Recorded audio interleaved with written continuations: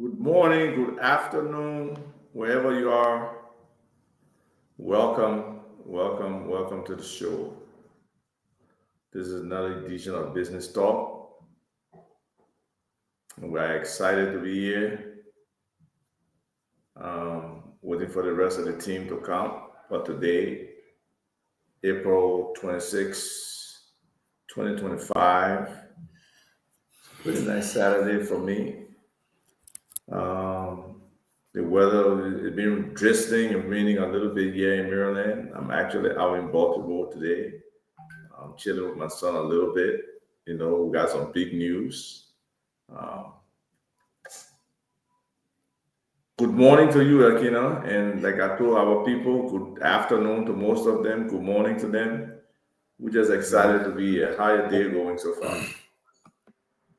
Good morning. Good morning to you, Ava. Good afternoon to all of our listeners. It's a bright, sunny day here in Houston, Texas. It's we had some rain yesterday, the day before, and all of that, water vapor condensation came down. And man, today is a bright day. It's an outstanding day. Spring, everything is green, the flowers, the bugs, everything's coming out, the birds and the rabbits, and everybody's kind of feeding on everything. But it's a great time. It's a great time. I saw your big news. I saw your write up today on Facebook. Tell that young man congratulations to him. We can't wait for the housewarming. That's a great achievement. His first significant investment into the economy of the United States of America. So when you buy your first house, that's a great investment. Very great investment. Now he starts to grow. Now he's got stake in the game. He's got stake in the game. If you ask him, he will argue. He will say he paid more money because he bought his first car cash. So he will think there you go. He have more money than the down payment that he paid for him buying his first car. But but it's great. It's great. It's great to be here. It's a great feeling. I'm still feeling warm all over. I'm proud of him. And I just wish all young people had that opportunity. It just sometimes, especially our young folks, they don't.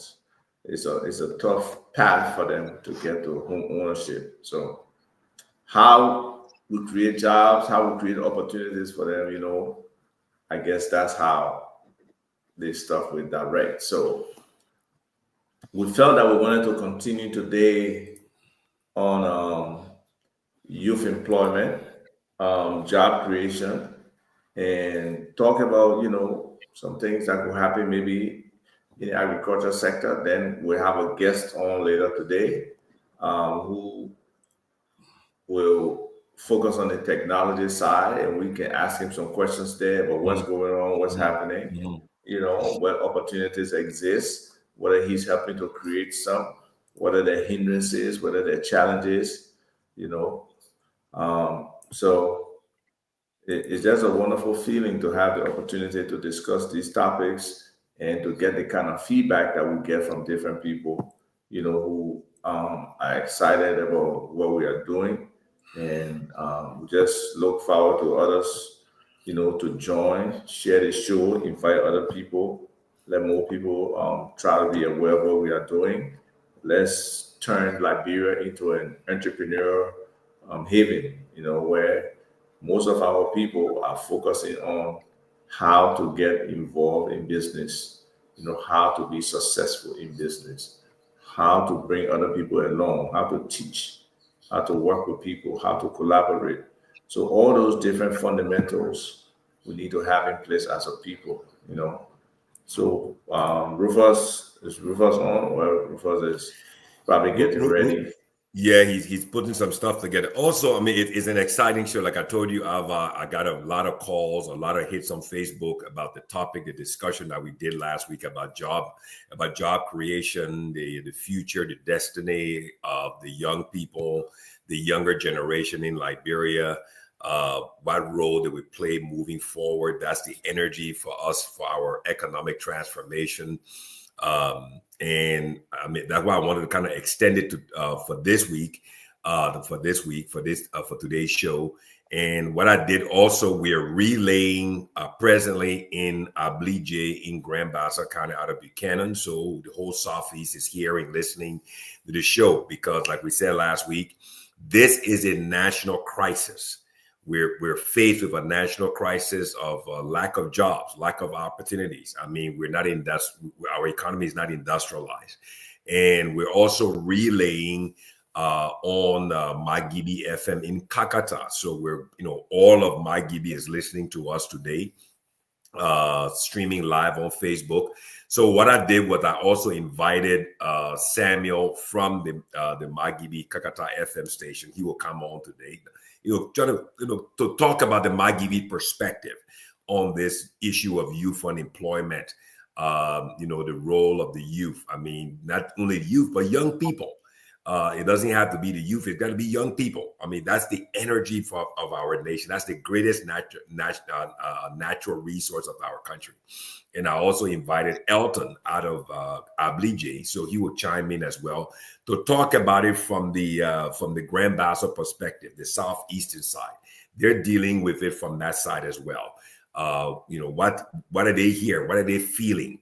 How is it? And then, of course, Rufus is on the ground there in Monrovia. We talked about it last week. So this is a national thing. And then when we get our other entrepreneur, CEO of Signal 231 on, he would then chime in from, he's in the, internet technology sector. So, what is he seeing? How can the young people play in his technology, in his business?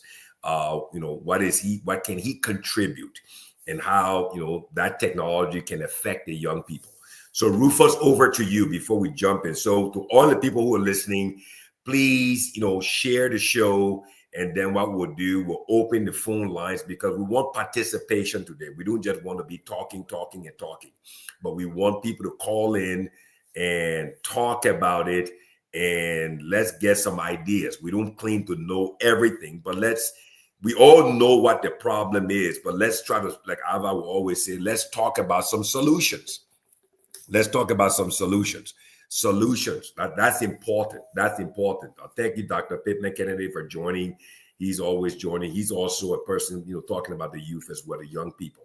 So Rufus, what are you hearing this week? I mean, the young people, again, we're back to it today. Let's dive right in. So Ava, the point. Rufus, over to you. What are you hearing? What are you feeling? Since last week when we talked about this, what's your feel on it again? Are we back to the same old place? Is there anything happening on the ground? We talked about the plan of the government, plan from industry. What are you hearing on this young people, job creation, unemployment issue? Well, it's interesting. Thank you so kindly for another opportunity we have to enlighten the minds of our listeners. It was interesting to know that for every time the president speaks and he mentioned the young people in particular getting to make themselves available to acquire knowledge for a useful society. Mm-hmm. But while I was on my way to work, I was very impressed when I saw a huge turnout at one of these vocational institutions graduation. That's the Mm-hmm. NBI. They are putting out graduates today. And then I said to myself, this is very important, but how prepared are these people to get into the job market? Acquiring the knowledge is one thing, but having the tool to begin is another thing. You can get the knowledge, but you must have the starter kits. Are these institutions, vocational institutions, creating the enabling environment for these graduates they are putting out so as to get them started in the field of studies? But the government needs to do more. Most often in Liberia, we hear our leaders speak of these things, but their actions are different. Mm-hmm. They are not active in terms of getting their speeches to reality. The So, reality. as this program continue to caution the young people as well as the leaders, we believe and strongly believe that we are making headway, because I was just in conversation with some of my colleagues. They do listen to the program. We listen to each other and we critique, Hmm. and the Hmm. program is making a great impact. Uh, though we don't normally go the route to say, oh, we want our influence, of course, but when we found out that Hmm. people are now calling, but they are doing more listening than calling in. And that's one of the things that we really appreciate. We want to hear your feedback, we want to get that feedback from you, how important this program is, what is it doing, what level of transformation is taking place when you do listen to the program every Saturday, because you have great minds. What is about to happen? We just see, around here, Starlink, and this program is going to give a broader picture to listeners and people who will watch the show later on what is the importance of this technology that is coming into play in Liberia, and we look forward to getting more from our brother Lawrence in terms of the explanation and the details that comes with the technology. Yeah. Wonderful. Yeah. You brought up a strong point, and I think we should hit on that first. You brought on the issue of vocational training, right? Hmm. Hmm. And during this week, I think it was what, like after the show on Yeah. Sunday, after Hmm. last Saturday show, on Sunday, a young man reached out to me. He said, "Good day, sir. No amount of vocation training will take our people from poverty." So I said, "What is your suggestion on what can take our people from poverty?" Right? So he made a suggestion, and it has some rationale to it, and it's something to look into because there has to be a model around that. I have been pushing youth in agriculture, making agriculture seem attractive, incentivized, sexy, whatever, for young Hmm. people to Hmm. participate. Right now, I'm even engaged with a young guy who wants to open, who we have actually created a nonprofit organization called Liberia Agriculture Students Association, LASA. And hopefully he'll be able to build that Hmm. and get more students, not only people majoring in agriculture, but people interested in agriculture, because agriculture, the value chain, you don't The necessarily value have to. chain. Yes. Yes, you can be a business person and be in agriculture. You can be a salesperson and be in agriculture. So there's opportunities there. But his perspective is more, and Caleb Doma, a friend of mine, we've been friends for the longest time, and Caleb Doma is somebody who tries to rehabilitate our quote unquote Zogos and help them get a better life. And we have a model for some farm property he has, that we want to use that to get our young people working there and be able to rehabilitate at the same time earning something towards their own benefit, right? It's a model and it's a process that will take. But this young man's suggestion was he believed most of the underprivileged youth, um, sure, most of the underprivileged youth should go back Hmm. home, right?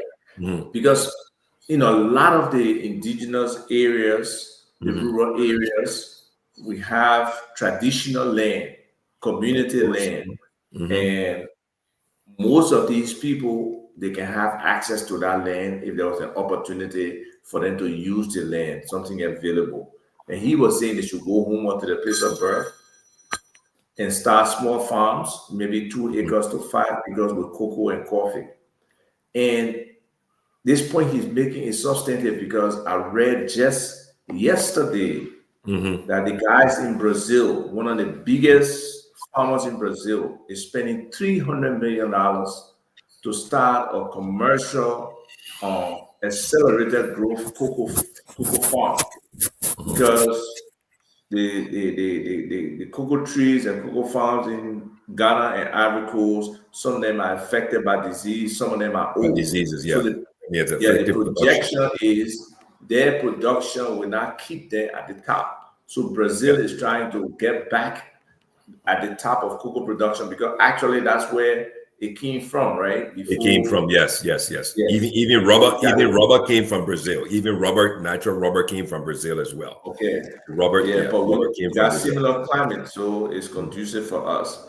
And he believed government should help with seedlings. He believed the representative and or the lawmakers for these places should focus on agriculture and help the people. He thinks if you get every household 2 acres of farm in 6 years, at least I would say maybe 4 years if you're talking coffee and cocoa, most of the people will be able to help themselves, especially if you make it in a program where there's the opportunity for aggregation and there's the opportunity for you know other people to be able to grow food. So there's a lot of opportunity here. I think we should government should listen and try to see how they can work with these young people and create opportunities for them.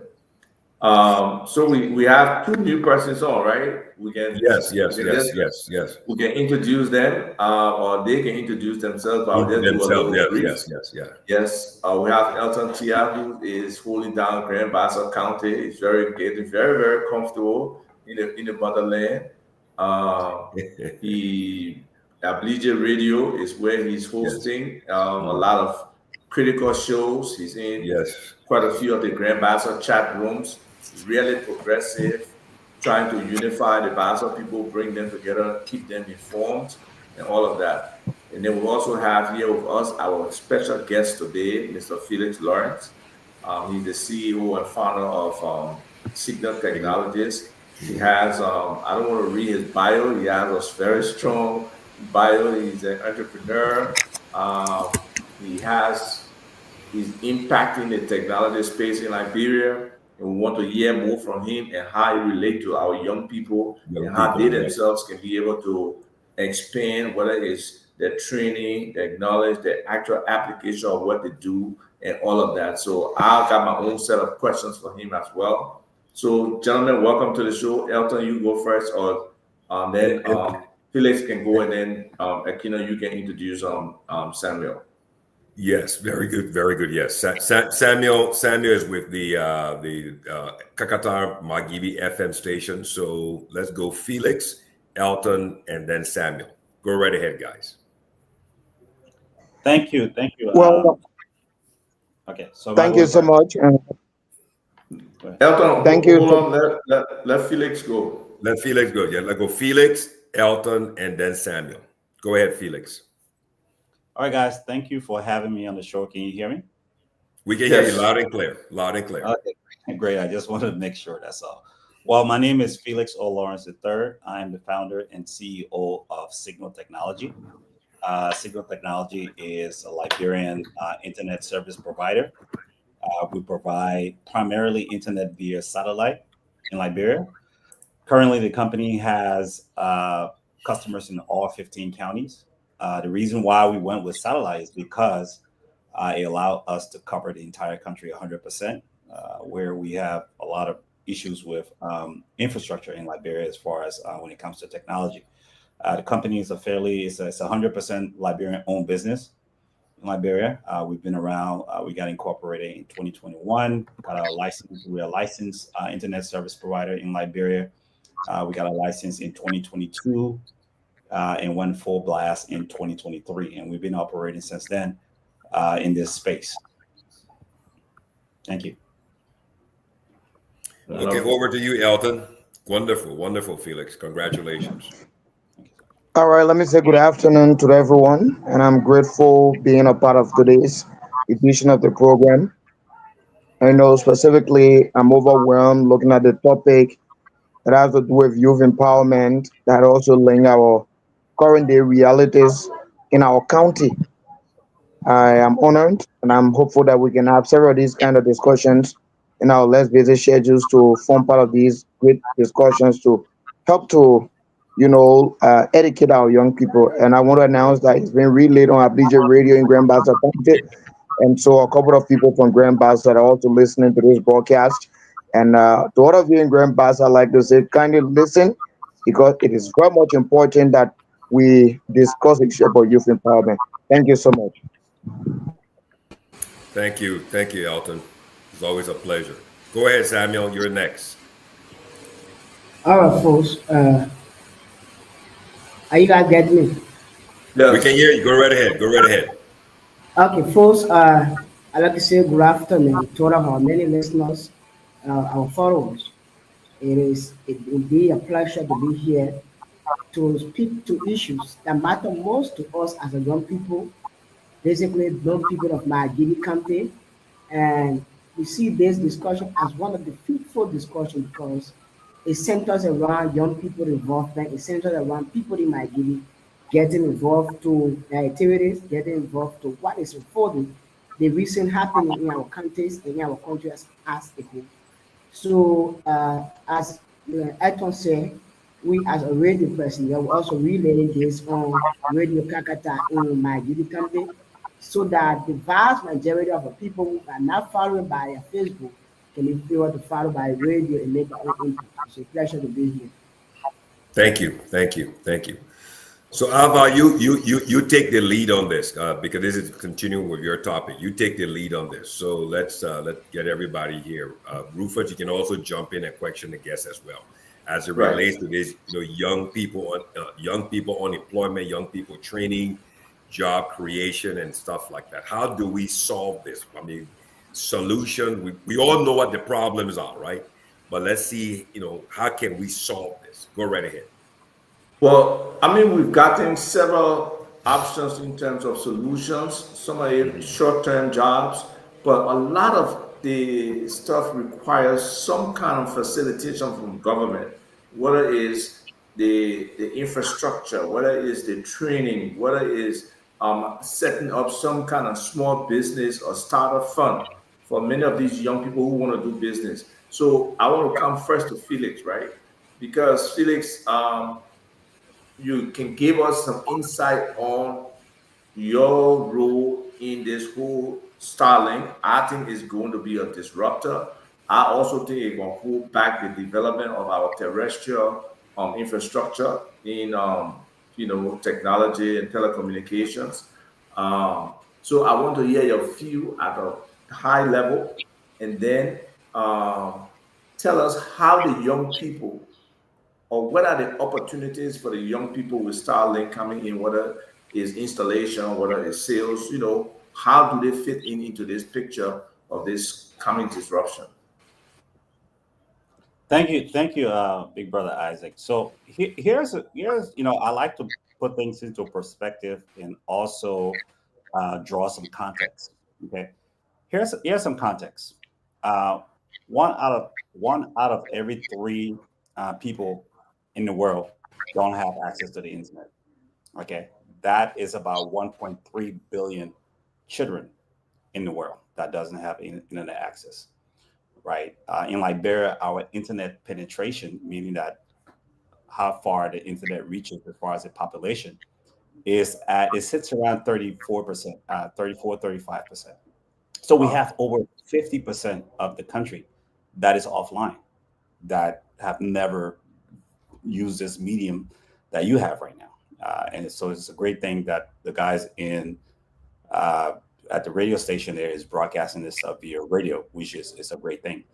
Um, so about half of the world's schools right now is offline, and that number is even greater in Liberia, where we have over half of the population that is offline. Um, UNICEF has a platform that tracks schools that are online. It's called the Giga Project. If you kind of look at the Giga Project or the website, there is actually a map of the entire world and all of the schools in the world that are online. And if you look at Liberia, you will see is, especially when you talk about the southeastern of Liberia, is dark. All right. And this is one of the reasons why we brought about, using satellite to kind of uh, bridge the digital divide, bring about digital inclusion, because the world we live in today is a digital world. Okay, you guys are talking about training and vocational schools. Those are all great and fine things. However, there's a lot of skills, especially digital skills, that are now being within the next 5 years are going to be obsolete. All right. So we need more, give people more access to the internet and stuff like that. And that's where we come in. We believe that internet is just not a luxury. We believe it's a gateway. We believe it's a resource that students can use to gain more education, more exposure, and everything else. So that's the role we play in Liberia. Okay, right now we have a program called the SchoolNet program. And we provide we provide internet to schools. We have roughly about, the number has gone down a little bit since Starlink entered the market, where a lot of the schools now are going directly and ordering Starlink and stuff like that. So at one time we're at about 15 schools. It's not a lot, but we have big schools where we're talking about over 20,000 students that were using our service. We just signed up with UL Fender. We're supposed to be launching next week. Our SchoolNet program allows students to provide internet to students at the rate of $2.50 a month, unlimited internet while they're on the campus. That is our contribution to the population and to the development of these students. UL Fender has anywhere from 5 to 15,000 students. Right now, we are doing a phase implementation. So that's where we come in. As far as Starlink is concerned, and that is a real big elephant in the room. And yes, it is a disruptor. Starlink got their local license here in Liberia, the provisional license in October of last year. And since that happened, it has brought a lot of possibility, a lot of, schools and towns and concessions and banks and all that kind of stuff. Government services that, I always talk about government services. Whereas if I live in Riverses or Lukwato or Butuo and I want a passport, I got to come all the way to Monrovia. And that's where this technology, make that possible. It's about giving people access to these resources that we enjoyed in Monrovia and stuff like that, and also to exposure and education. So that is the role that we play in bringing about, technology in Liberia. So we can ask Rufus and Elton, especially Elton. I don't know where Samuel is located physically or where he operating from, but Kakata, I believe. So what is it like in terms of technology in Bahasa and Kakata, or internet in schools, or the availability of cafes and stuff like that?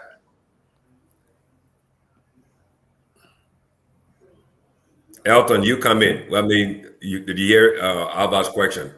As it relates to technology in Grand Bassa, I mean, how is it? I mean, is the internet making an impact? Is it transforming? Is it affecting the schools? Is it in the schools? So let me begin like this. I think the issue about internet is the reason why I'm being called CEO today. And just a little short story about myself. I remember the last time I attended a hackathon with Internews, and it was telling us how to use the social media to make money, how to create your Facebook page, and you go ahead. And that training on internet, among everyone that were there, all the young people, I took it seriously and created a page that is known as Ablija TV with 111,000 followers today. It's the biggest in Grand Bassa now. And there is the major hope for the country. We got a radio station attached to it now. That means we started from one phone using the internet, and we got a radio station. We got up to 14 staff that we pay every month on the 28th. All the staff at our institution take pay.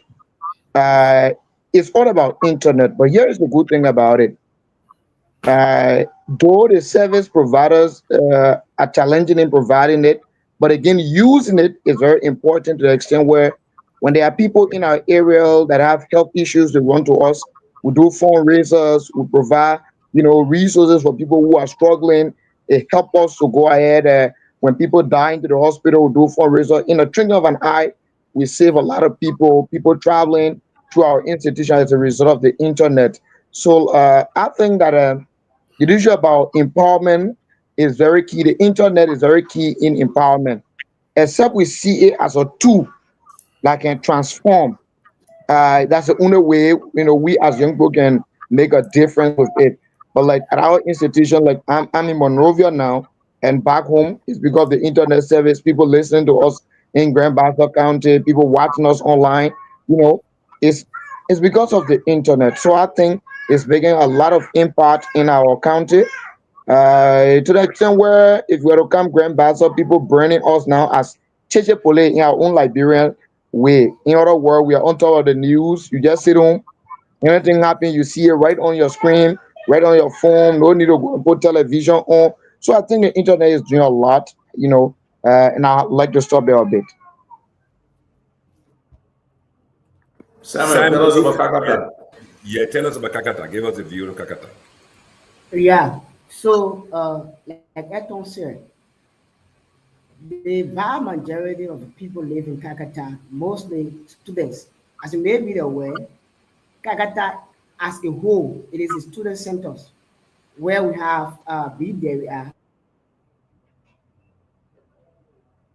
emphasis on giving back education both for trade and academic side. So internet have been one of the key issues that today our generation can say to access that to access location and far away, you can just go to the internet like we're doing now. Everyone following is by the internet.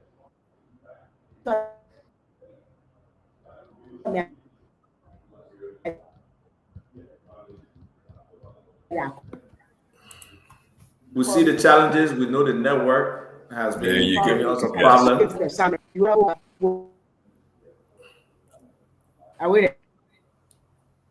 Yeah, you're breaking up. You're breaking up. Shut down your video, Samuel. Shut down your Oh, video. Shut down your video.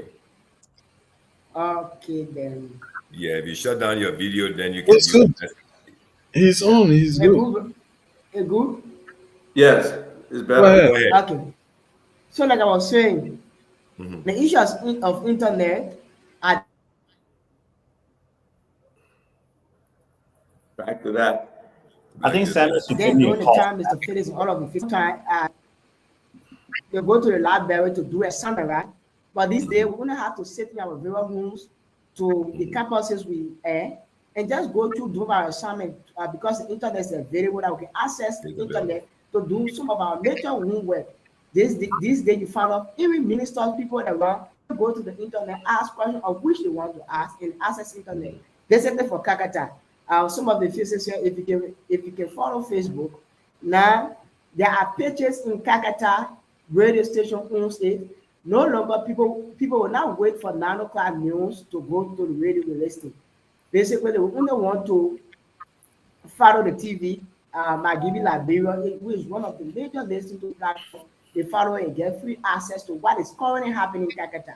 So if you are to log in on most of the pages follow from Kakata, you access the internet as fast then you use to access work to the laboratory to do assignment, work to other places. So the issue of internet is one of the key issues that are more essential to us in Kakata. Talking about Kakata, Mhm. what is the student Mhm. centers? There are Yeah. people who here from my Nima, Riverside, River G to attend big there at the PSPP. Yeah. It gave them access of doing assignment when there is the asset. But yes, there are differences in African settings and the other settings, right? Though the availability of internet is given to us, but how do we use it? What's the possibility of it bringing back the fruit of what they have been giving to us? Most of us only use the internet, watch TikToks, videos, and other things. But in other countries, people are far reading on a daily basis, reading on issues that will impact their life, impact their society, their country or country of which they represent.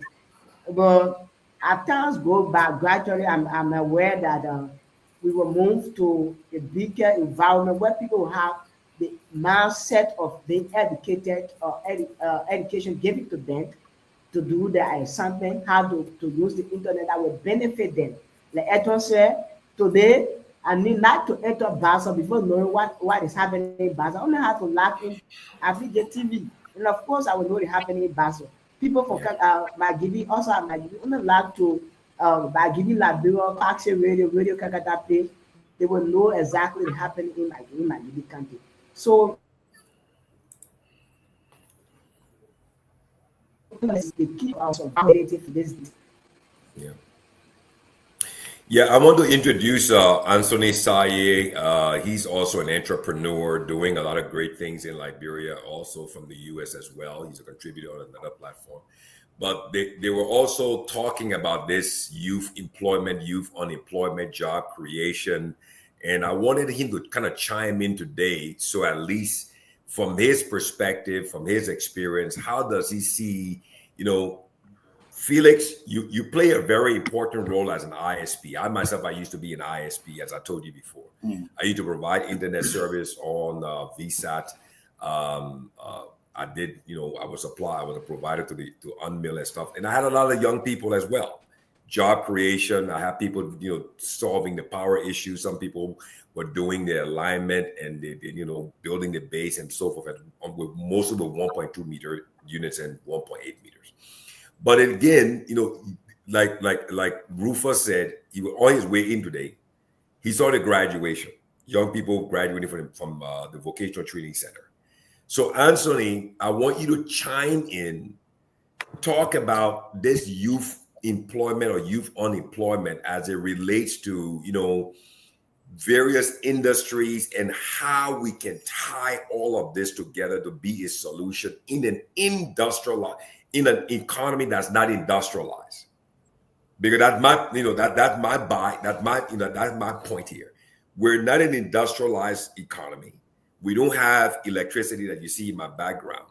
So how then do we meet this need for all of these young people who are, this is an assembly line. More and more young people are graduating from high school year after year, year after year. And the number is not reducing, the number is increasing. And this is not a Monrovia issue, this is a national issue. Every county is experiencing this. So, so I want you to chime in from that perspective. Go ahead, Anthony. Thank you. My name is Anthony Sia, not Saya. I'm sorry, Anthony. Saya is different from Sia. Thanks for the opportunity. Okay. This is a very good discussion. As I follow, I think the emphasis is on using the internet, especially young people getting involved. This is key. In today's world, the internet is the path to the future. The internet plays a huge role. Most economies now, they are digital, and we are behind. We can't digitize the Liberian economy without the internet. It will be difficult. The internet is also going to make services easier. I heard Felix was talking about they are covering the entire country. If someone is in Grand Crew and have internet access and they need a birth certificate, if there's a website where they can go and fill in the form, they can do so. The government or whoever the authority to provide that birth certificate can do what they need to do at their end and send that birth certificate to that person in Grand Crew. If they have access to print it, they can print it. It can still be a legitimate document. Today, you can get a visa online. It's happening. And, and so you cut off the fees for travel. At one point, I needed to get a visa. I have to travel from Minnesota all the way to Washington, D.C. Because of internet, we don't have to do that. You'll be saving a lot of money. So especially in Liberia, where transportation is a challenge, challenges with road condition, this is where policy leaders should play the emphasis, where we can bring internet to Liberia for it to be accessible to mostly the young people. I heard Edton was talking about, now he's being called CEO, in Grand Bassa County because he took he took advantage of the internet. Yeah. All right. And now he created a Facebook page that is doing so much good. He's a CEO. He's associated with a radio station that's even paying people. The internet is powerful. Now, from my side too, I have a business in Liberia called Win Liberia. It's a digital lottery platform. We are a lottery retailer in Liberia. Everything we do is online. As I speak to you right now, I'm in the US, but I'm in my office. I'm in touch with my crew in Liberia, all because of the internet. Because of the internet, this is what we're being able to do at Win Liberia. I'm just giving that as an example. From the time we launched our operation on November 29th of 2024, just last year, every transaction we've been able to make, we have the data. It is all because of internet. Our digital lottery system that we build, we connect Excel to it. So when somebody plays, that person information is collected immediately. Your phone number, your name, your time you play, the amount you play with. So, in our lottery right now, someone can play with $100. So we can give that data to the Liberian government, for example, and when someone plays with $100, Liberian government get $5. Government can come to me and give them all the record. They will know how much money we're supposed to pay to them in taxes. That is possible because of the internet. Now, at my business, I have the two young Liberians there. One is 23 years old. The other one is 25 years old. The 25-year-old is the back-end engineer. The system that we use, he built it. The 23-year-old designed it. All I needed to do was to provide a leadership. So I can tell you this much. And these two young Liberians have never traveled outside of Liberia. Never. They only needed leadership. And today, Win Liberia is one of the most digital businesses in Liberia. Everything is done online. Yeah. So the internet has so much good that it can do. Right now, we are hiring somebody who will be our social media associate. That person focuses to be managing our Facebook page because we're getting a lot of inquiries. People are asking questions about this, our platform, and that person will be there to answer their questions. That is possible because of the internet. Wonderful. People in Grand Crew are participating. People in Maryland are participating, all because of the internet. Wonderful. So, in that respect, Felix, what's your advice for for our young people? Because you made a critical point just now, and that some of the technology skills that people are developing now will be Maybe outdated obsolete, in the next, absolutely in the next few years. And I agree with you. I know there's a trend towards AI. So are you thinking AI as the next step, the next generation, or actually is even current right now? And what aspects of AI? Is it development? Is it prompting? Is it just being able to conceive applications? Because my friend Joe Molu, who is a business strategist, a CEO, and an entrepreneur, he is saying Africa is the next frontier, but we should develop solutions for the African problems using AI and other tools. So what are your thoughts on that, and how can our young people be a part of that? Yeah, applicable to Liberia now, applicable to Liberia, not Africa as a whole. Let leave the other country. Let's focus on our 43,000 square miles.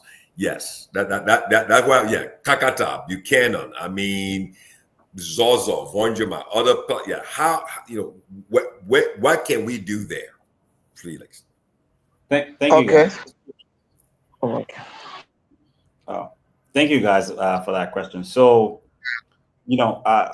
I've done a few of these shows, and so a lot of the things that I say are kind of repetitive, but they are for a reason, because we're trying to reinforce some of the things that is said over these platforms.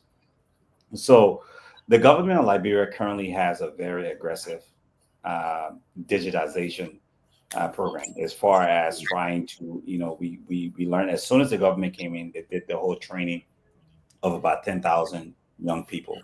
in these different digital skills in the country. Okay. Uh, that is very aggressive. That is very, very ambitious, and we applaud them for that.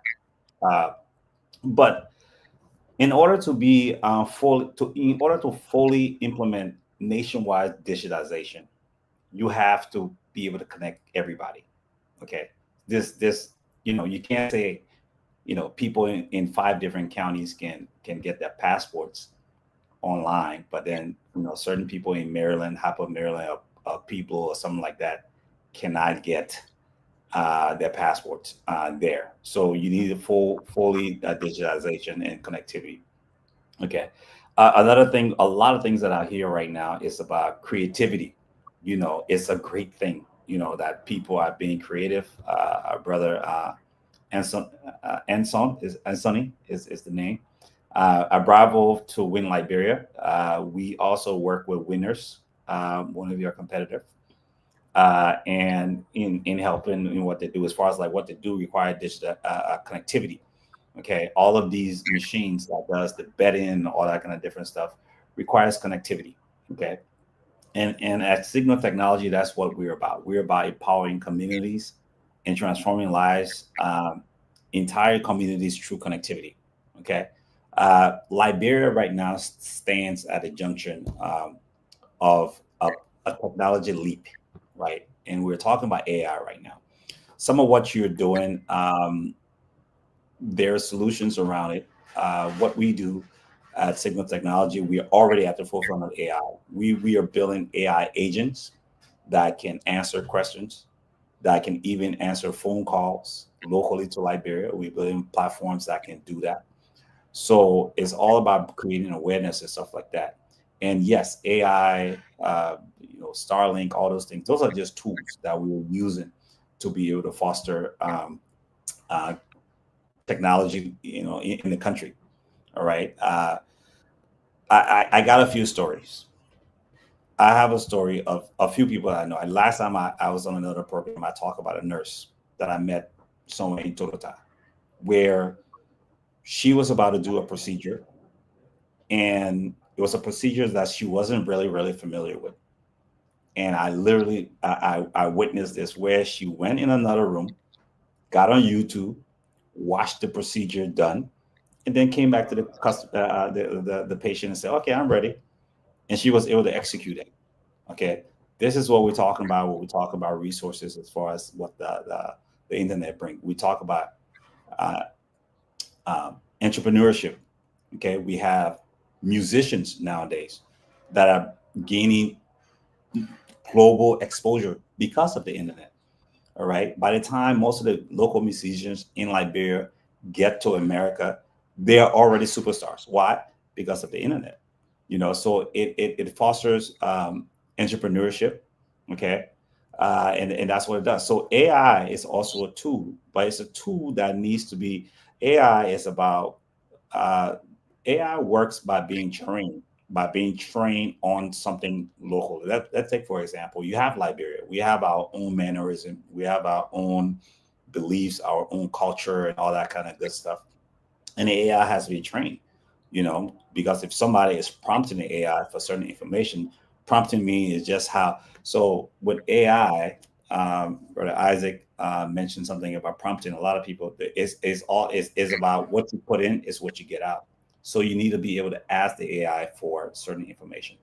There, I remember at one time when I was in Liberia back in 2006, where we used to do projects for the UN, and it used to take us sometime a week or 2 weeks just to do one project proposal.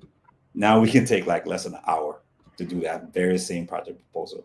Okay, the entire world is moving at this rate where you know everything is digital, everything is instantaneous. Knowledge is at people's fingertips, and it's all about the internet. We talk about Starlink. Starlink is just a tool in this whole package, right? So at Signal Technology, we provide what we refer to as service. We don't provide Starlink. We don't provide any of the other uh, providers that we are a distributor for in Liberia or reseller for. We provide a service. So if you want a service, It might come with Starlink, or it might depend on what your requirements are. I see a few questions in the comment. I would like to address some of them, Brother Isaac, if you want that, if you don't mind. So, but yes, so that's our input with it as far as AI is concerned. Whereas, right now that's where everything is going, and it's all about knowledge.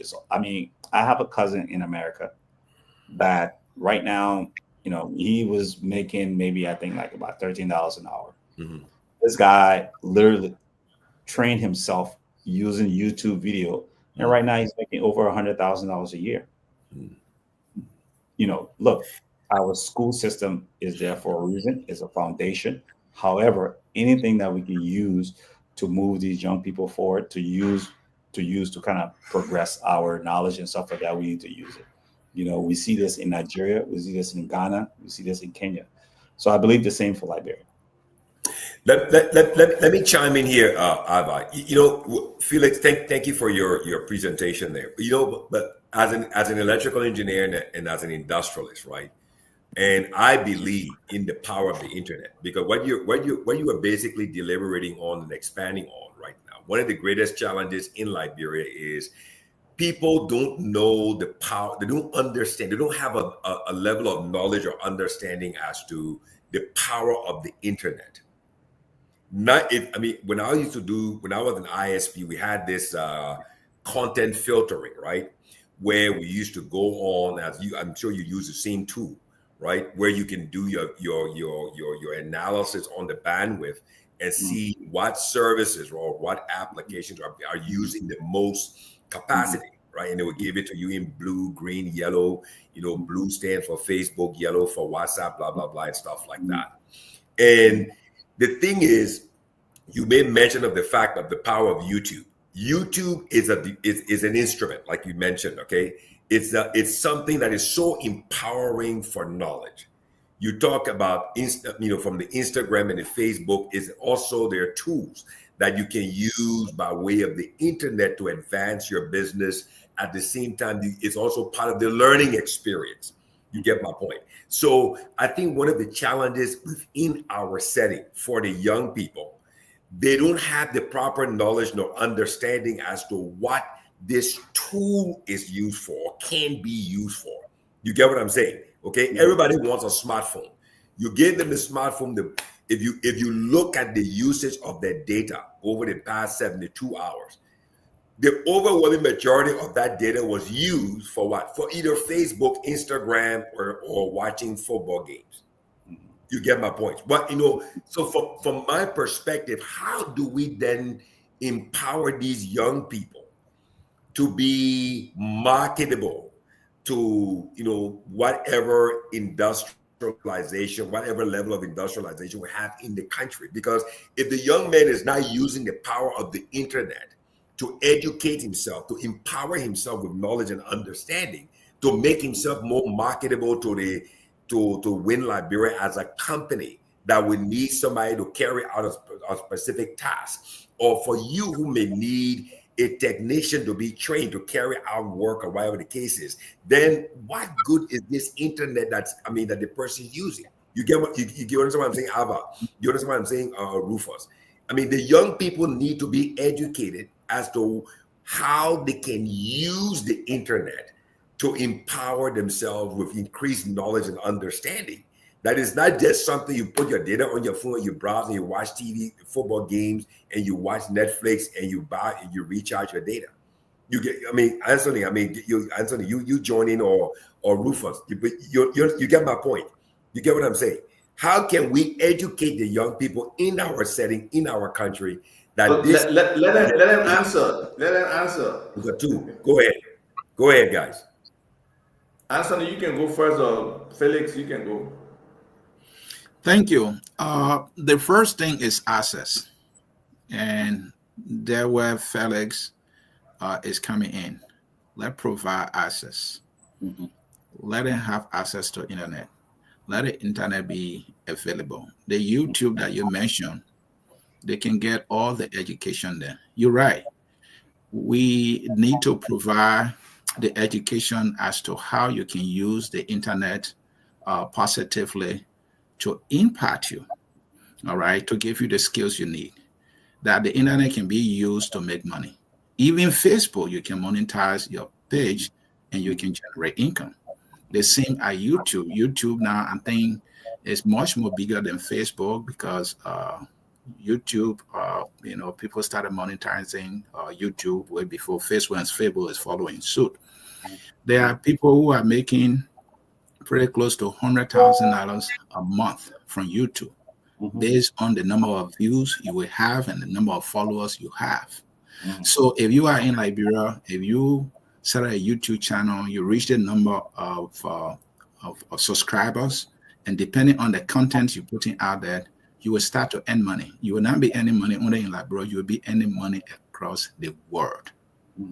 So the young people need to be given the education. Look, their Facebook, you see, is not only to post pictures. We can tell our sisters, our young boys, this is not only to post your pictures. All right, this thing is empowering. This thing can make you a star.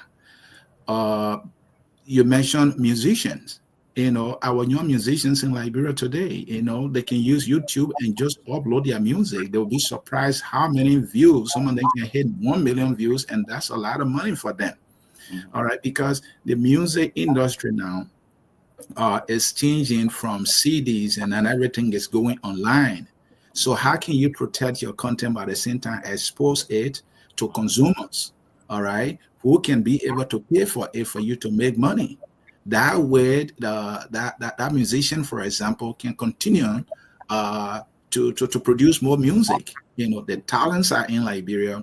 One of the ways to get the worth of the talent is by using the internet, by using these platforms that are powered by the internet, for them to reach audience, for them to reach consumers, and then they can get money, and then we'll continue to do it again. So you're right, the education must be provided how to positively use the internet, constructively use the internet, so that it can bring rewards to you.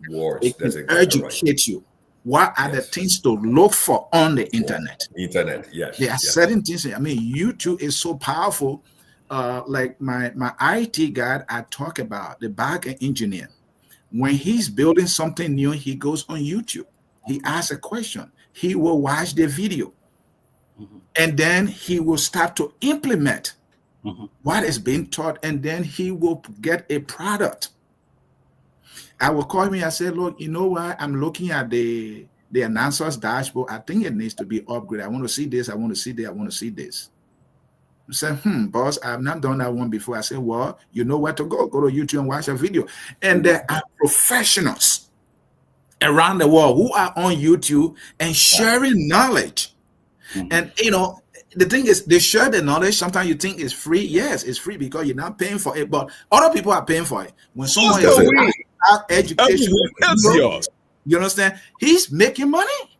Yes, that's exactly right. That's exactly so. Yes, it's about content. It's about hits. That's exactly right. That's exactly right. Yes. In terms of that training, how do we structure it now? How do we bring creativity to targeting, some of these different youths to guide them? Because, like you said, how do we see the impact of those 10,000 people that were trained? How long were they trained for? What did they learn? What was the subject matter? The subject matter.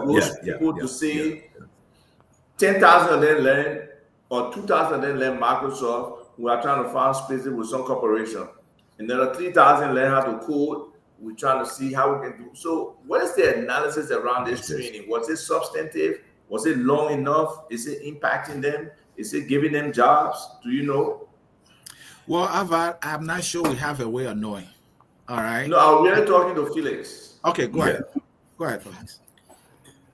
Thank you, Brother Harper. So, here's a fact.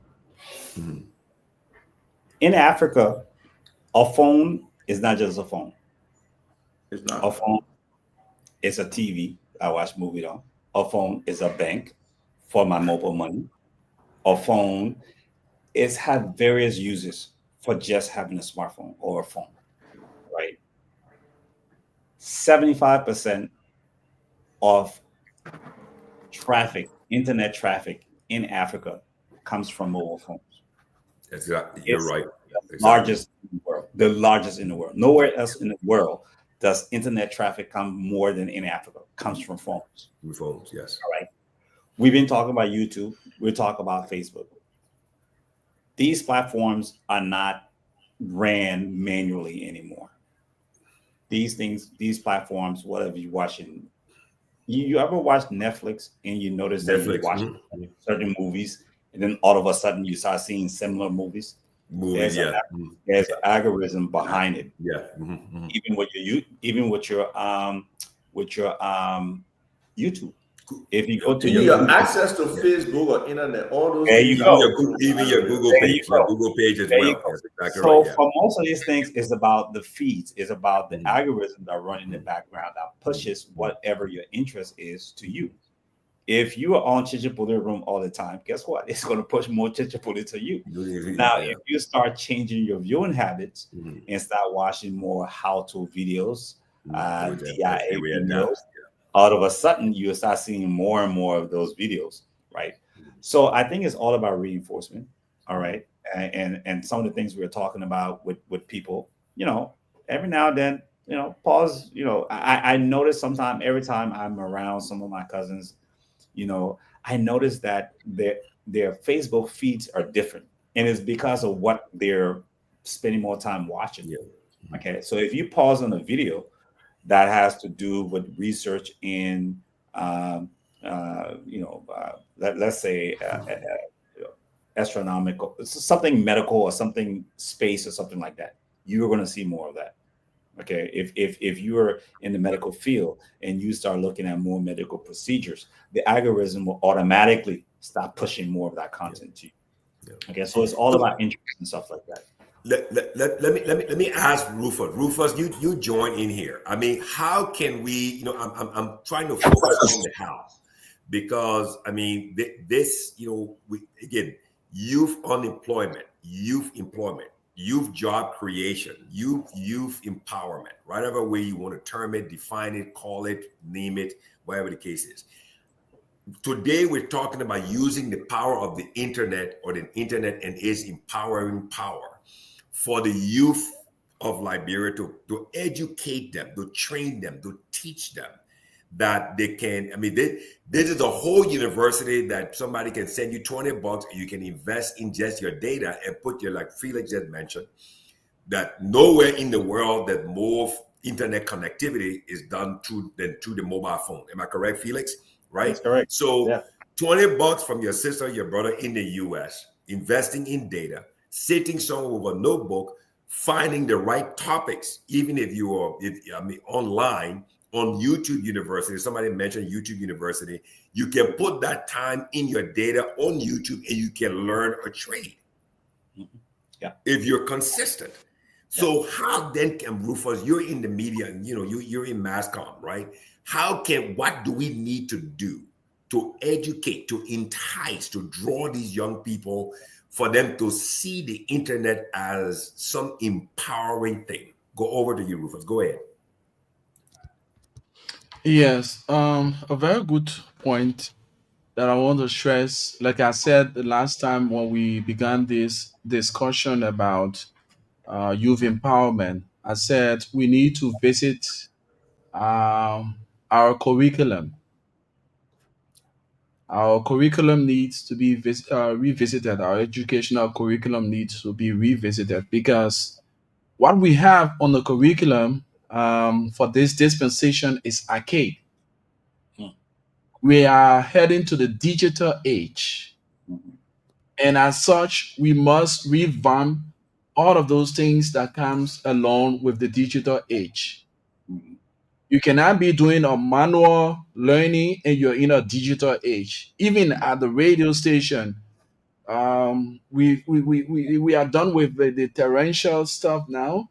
Everyone headed towards the digital means. You see people doing smartphone and all those stuff like that. So the major thing here, in order to get the young people involved and get them to understand what it is, the usage of the internet, we must go to our educational system, revamp, make sure to put into our curriculum, if it may be a course that will enlighten the minds of Mhm. the young people on the issue of the internet.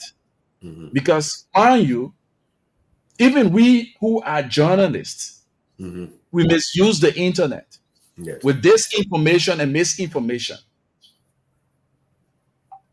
So, in this time and age, when you have the government coming up with policies, in other countries, there are policies. There are certain things that you just don't Can do. do when it comes to the internet because it is fully monitored. In Liberia, I don't think we have that monitoring system that will track down people because you have people just creating all sort of stuff, go on the internet and malign people character. And at the end of the day, they go sky free. But if we had a system in place from the government angle that will track all of these kinds of things, trust me, it will be very good and people will start to use the internet in the very right way. So for me, I think the best way is to revisit our curriculum, make sure there must be something put in there for the young people from the elementary up to the senior level, even college level, so that Mhm. we grow up with it to know that, like, just for an example, how many young people now, when we were growing up, we had the knowledge about civics? What civic does? It helped us to be responsible citizens as we Mhm. are now. How many of our young folks of this time know the importance of being a That's it. citizen, knowing the national anthem? What is the importance of the national symbol? Because it is not being taught any longer in our schools, only for certain schools. But now, if you have a course being taught from the elementary level up to college level, where people will grow up, for every time you wake up, you see it. For everywhere you go, you hear about it. It will become a part of us, and we will know the importance of what the internet does and what we shouldn't do on the internet. Yes, I mean, this is something that I mean, we've got so many. You look at countries like Ghana, right? You mentioned Ghana. You look at Ghana. You look at La Cote d'Ivoire next door to us. You look at Kenya all the way in the east. You look at Nigeria. Felix, you mentioned Nigeria. These economies are, they're focused on industrialization using electricity behind me here to power the internet and then to power industries so that those industries can be built on the internet infrastructure. You mentioned mobile money. The two largest banks in Liberia are Lone Star, MTN Mobile Money, and Orange Mobile Money. Those are the two largest banks in Liberia. But you cannot walk to that bank, but you know that it exists. Mhm. You cannot physically walk to the Lone Star Orange Mobile Money Bank, but you know that it exists. Look at Anthony just mentioned his company, Win Liberia. You know it's there, but where does it exist? It exists on the internet. So I think, our young people who are graduating, we got all these young people. We have to figure out, I think, like I've always mentioned, the government has an important, vital role to play as it relates to leadership and direction and a strategic plan. A strategic plan. And we talked about this last week. Do you guys believe that there is a strategic plan to truly empower, educate, the young people of this country so that they can be, productive citizens in the industrialization and the forward progress of the country? Anthony, I'll go over to you first. Do you think that there's a strategic plan? Well, I don't know if there is, but there should be. All right, because That's a good it one. is vital. When I moved to the U.S., when internet was not that common, Mhm. there were libraries. If you didn't have internet at home, you will go to the library, right? And those libraries, those are facility provided by the city government for the most part. Do we have that? Can we look in that direction? Coming to our point, we will have our government must come in here. All right. And then in addition to our government, individuals who have the resources can come in. You can build a personal, learning center. For example, we have Leo Johnson who built one. People are obtaining library cards and going there and accessing the internet. In such a facility, we're talking about the power of the internet, the social media, the YouTube. Now, if they can incorporate, for example, the young people that are going into that learning center, telling them about how they can use YouTube, Facebook, and any other social media in a positive manner to empower themselves, educate themselves, and even make money, it will stay with them. They will take advantage of that. All right. So definitely, Rufo, struck a very good point. What are we teaching? Can we go to the curriculum? Can we include something about internet specifically? This thing is powerful. This thing is moving. This thing is transformative. This thing is, instantaneous. Felix talk about that. Our policies makers actually seeing the internet as the way to empower the young people. Do they really see that? Are they prepared to put some resources into it, even to make the very government effective? It got to be internet around it. Do they even understand that? How much money do we even have in our budget? All right. When we're talking about internet, the last time I checked, I think Big Brother Ava might know Dr. Leon Bernard.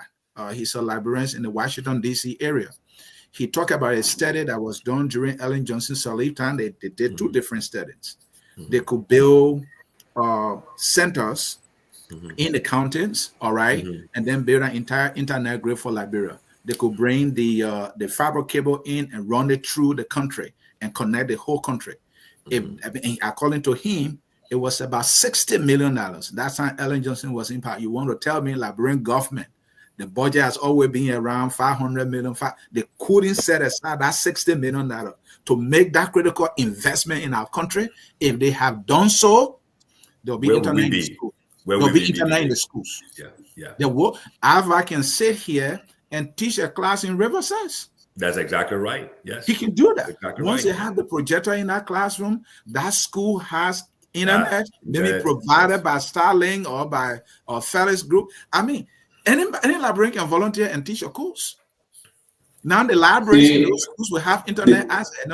Last thing I want to mention is online libraries now are very common in the Western world today. I don't remember the last time I went to the physical library. The physical library, yes. My school has an online database. I can access anything while staying in the comfort of my home. Our government, our policy makers need to put money in the budget, you understand, dedicated specifically to providing reliable internet in life. Because when we do, the whole issue of costing noise for road business, it will cut it down. Because lastly, the mobile money thing you talk about, you talk about in a very excellent way. I want to why it's fair. Your phone is not just a phone; it's your bank. It's the bank, yes. Yeah, it's your TV. It's everything. It's everything. So, it's everything. I mean, it is all possible. Yeah. All possible because of the internet. That is a critical resource, and we need to. Felix, you want to come in on that before we probably get one more question from Samuel? Yeah. Definitely. So there's, I think we're all talking about the same things, and there's something that keeps coming up. When it comes to education, I'm seeing some of the comments in the comments field where people are talking about education and how we need to improve, like brother, I forgot his name over there, mentioned as far as our curriculum and everything. I would say this, brother Rufus, yes. Content creation is very, very key. If I mention, if I just say content creators, right, or contributors or people like that, people who create content, what's the first thing that runs to your mind? Entertainment. Yes. Exactly. Well, now we have, you guys are talking about YouTube University. There's a lot of other online learning platforms. We even have a Signal University, by the way, where you can learn online courses, right? But I believe we need more structured content Big time. Big that can time. be certified by the Ministry of Education that can provide content on algebra, chemistry, physics, economics, finance, all the things that Doris Talbot put in the comment here. Okay, we need those content creators that can create those things. Another thing too, a lot of the people, and that's why we kind of, as Signal Technology, will push this affordable internet, is because a lot of people is the data, right? We did a feasibility study back in 2021 before we started, and we found out that an average college student in Liberia spend almost between $10 to $20 a month on internet data, literally, right? If you put that into comparison here, the average civil servant in Liberia, the average, if you go and look at the last UN report, makes about $65 a month. That is that's like 45% or either 35 to of the average civil servant monthly paycheck. All right. So you kind of get my thing. So what we need to do also is to localize things in Liberia. And I think that's where CEO is talking about, where you build a local infrastructure in Liberia, where we houses the data in Liberia. Because every time you go to YouTube, guess what? You are accessing a data center in Europe, in California, all over the world, distributed all over the world. Well, if we start locally accessing these things here, just how they have Facebook Basic, and you can access Facebook Basic information locally free, we need to start housing these things here. We have a few data centers here in Liberia, but however, they are small. They are not big enough to house, content that can be distributed in the entire country. And for some of the entrepreneurs like we have on this platform, we can build locally distributed infrastructure content that can be distributed in the country. But I come back to the content creation. Okay, we can start. Ministry of Education can start certifying content creators that can start creating these different content that we locally to students' phones that can cover geometry, okay, biology.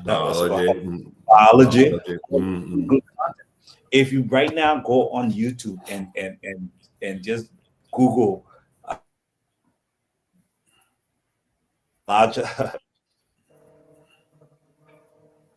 network problem. Yeah, network problem. Before Felix comes back, Rufus, let Ava, everybody's trying to open up. Let's see if we can take some calls. Samuel, you left, you come in, talk about what do you think on the Kakata side as it relates to this, empowering youth, educating youth for the use of the internet. You chime in, and then Rufus will open the phone lines, and Rufus will put the phone numbers there, so we can get some buy-in from the public. You go ahead, Samuel. Thank you. Laws have been saying, I have to travel the land a little time and come back. Because internet has not been localized to all of us. People have been getting internet on the highest and on what they can afford, but not thinking about somebody way in the world, somebody in Lakita, it's in my Guinea country. But like you talk about the employment, what's benefit, how can it empower young people? There are a couple of things we Nigerians have been faced with. Okay, go ahead. Have that been people who have been localized into our sectors, or are there been people who have just been speaking on benefiting based on the level of what they can afford? Have they been taking on people back to Duason? People have been thinking about people that Tower Hill, John Tapestine. These are people who earn nothing less than $1 per day. But then we have not been localized. How can they get access to what they want to get? By giving us the number of essential regions, the area where Liberia, and as maybe aware, it has been some time, one of the 15 countries in Liberia, that by giving a state striving in the benefit of the internet, How can it empower them? Like Win Liberia said, I personally signed a contract with Win Liberia. We've been doing some things, and it is also a means set aside that it can benefit the radio station and the company Win Liberia. So both companies and individuals, as long as the announcer comes on the radio and announces what is beneficial for them, when somebody call a win, a percentage of what they have won will be given back to the announcer and the same time given back to the station. So at that stage, through internet, that person has benefit 5 cents per day. So if you was to lock in 50% per day added to the percentage that have been given to you as an announcer, you will earn nothing less than 2 to 3 thousand a day that will be taken home. That means is internet have benefited you. They pay for internet. The other big platforms around like this, other people sit on the radio or sit on a platform and generate what they can earn for internet. But it is also happening to like my GP. Yes, it's happening, but it's on the highest rate. It's not on local last name to what we can benefit as the local people. Like the day you visit to my GP, go to compound, go to Lakita, go to people in Gweboroshu, go to people in Sinje Sakita. These are people who have not asked the necessary means of benefiting from the internet. Though internet is existing like the year, but if you are to do a research, it will be directing you back to China, to Europe, to other countries. The Ministry of Education by itself can sit down and say, look, can we bring people with expertise, people who have the knowledge, people who have the understanding to build that almost all of our students from junior high to secondary education can benefit from the internet today we're speaking of. It creates an unemployment rate for my Gibeons. In my Gibi, there are couples of young people who are capable of doing, but they have not found a specific goal of what they want to do, who to nurture them of what they want to do. So it brings about summer groups that have to go to school, read or choose. But are there been a trained knowledge? Are there been something that they can step in as a stepping tools to climb up? So you will consider that not 80% of my givers are people who stay depending on others. They are not independent based because they are not given the opportunity to be employers. They are unemployed because though they have been educated, though they have gone to school, for local last name, what they can benefit their parents or those of us parents who sell it back in the market have to pay some of our school fees, but what can we benefit to get the just benefit? So my Gibeons, uh, if we have brain, people who have the expertise, people who have been knowledgeable about issues that can empower young people in my Gibi. There are people in my Gibi that I can assure you, if you are to take a walk to the intellectual forum, to the Atari Center, there are brains of people, young guys, who speaks issue of national consent, but yet they are still striving on being a beneficiary, being an employer of themselves because they are not being a guideline to what they want to do. They are not being nurtured of what step they can take to be a beneficiary. The internet is given to all of us. But in Liberia, Pacific Magidi, Liberia as a whole, the consumption of the two companies is consumed more than what we gave them. So the other countries, like Western countries, only depend on Wi-Fi pay like Congress only and the Wi-Fi becomes stable. But if you were to put 5 Nigerians or Liberians onto this interview, there will be a break in the internet through up Yeah. because the stabilization of internet is not genuine. It's not something that they can depend on. So you'll be having a fruitful conversation. Later on, you have to break and come back, break and come back. But when following, you have not go up as a finish. Your internet has been stable Mhm. because it's based on what you have been can afford and what the country can afford back to you. But in Yeah. Nigeria, we gave more than we received. So it have been issues that causes because of the unemployment rate in my given country. Like I talk about the school system. Can the education sector says, can we install some of these apps that people can put file a flash card to do a summit? These apps are available as smart AI. Smart AI then it outside the country generated. But can my Gibeons Liberian themselves generate an app that they can go to the phone every anytime to do a common assignment to do something without giving more internet or benefiting? Can it do the quick assignment? I Yeah. can tell you, we are gradually moving there, but it means people with expertise. It means people who are ready to change this country. Like all of us on this platform have expertise in different areas. Are there areas that my GBS can benefit from, that it can be nurtured, that one day one of the workshops will be able to equip them on things that they have been doing? Uh, these are Thank, issues. yeah, thank you, Samuel. Okay, Rufus, let's open the lines and let's take some calls. So put the phone numbers up there if you're listening in Buchanan on Ablige, or if you're listening anywhere in the Magibi area or in Montserrado on Love FM in Magibi on Kakata FM. Feel free. Rufus is going to put the telephone numbers up on the screen here for those of you who are listening and streaming by way of Facebook. You can also call the numbers. Rufus, when you put the numbers up, I will call them out. So you can either call 0887 105 Locally, you can also call 0778 665073. And you can you'll be live on the air. Ask us any questions you want as it relates to young Liberian job creation, the powering of the internet, content creation. We have CEO Felix Lawerence on here from Signal Technologies that can also talk about how empowering young people by way of the internet, the spread of the internet.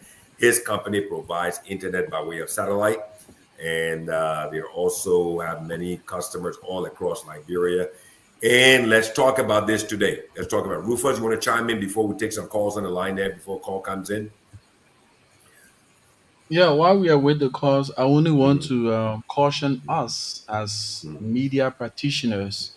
We should be making more positive use of the internet than misusing it. Because, mind you, when you look at the media at present and to that of yesterday, there is quite different. It is polarized because there are lots because of the internet. That's the good and bad side of the internet. Mm. Because of the availability to a certain extent of the internet, you have people who have data in their phones and have smartphones just go out and start to stream on the internet. Are they even know about what to stream and not to stream? You don't have that basic knowledge. Yeah. You see two people fighting. You What start should be streaming. your approach? Go to make sure that you put a halt to the fight, but you have people screaming brutal,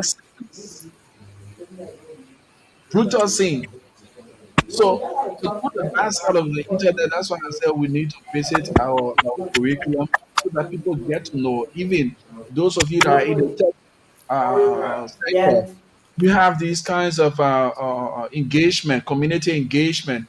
Go out and educate the guys at the attire shop. Go out at the market center and educate people. Since we have not gone yet to the government to revisit the curriculum, we can begin from a little start where we take up our time and caution people. Look, you're a young man. I see you doing content creation. There are certain things that you are to do while creating your content, and there are certain things that you are not to do You cannot because to do. it's Yeah. not just for Liberia, it is for the The world. international and it Yeah. is for the world. So, in order to get more following or followers, these are things that you are to do, and these are things that you are not to do, like our brother Lawrence said. Because in Liberia, you found out that we just take anything because we have smartphone. Some people go the extreme of even going nude. And yes, even going nude. Say they want to attract followers. Come on. Content creation, you must have the basics. You must have the mind. You must understand the do's and don'ts. Yeah, we know you need following, but which kind of people you want to follow you? If for me, I am in the communication sector. I always encourage my students when I go to provide knowledge at STARS. Utilize the internet wisely. Always have at the back of your mind you are a direct representation of you, your family, and that of the society. Whatever you post on your social media handle, I give you a practical example. When I had the opportunity to get an employment with the EU, the elections arm of EU during the 2017 elections, it was interesting to know when we went through our vetting process, it was through the internet. We thought that we can just put anything, anyhow, on your Facebook handle. It was through the internet I got to know, through that interview that I got to know that things that you put on your Facebook or your social media handles, it has a serious impact on your employment That's and exactly right. Yep. your Yep. your so this lady and I, we were close to 20 that went through the vetting process. The vetting process. It broke us down, we went through all of the process, the writing and all the stuff like that. When we reached to the number of two, this lady and I. And the EU has a policy that don't, those of you who want to form part of the elections activity, you shouldn't be aligned to a political party. About it. Yeah.